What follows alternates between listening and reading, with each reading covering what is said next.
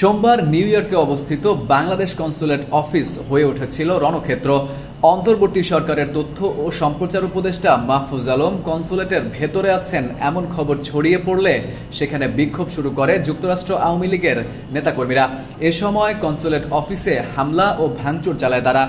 মেক্সিকোতে বাংলাদেশের রাষ্ট্রদূত মুশফিকুল ফজল আনসারী তার ভেরিফাইড ফেসবুক অ্যাকাউন্টে এই হামলার নিন্দা জানিয়েছেন। তিনি বলেন, নিউ ইয়র্কে বাংলাদেশ কনসুলেটে আওয়ামী লীগ সমর্থিত কতিপয় দুষ্কৃতিকারীরা হামলা ও ভাঙচুরের ঘটনা ঘটিয়েছে।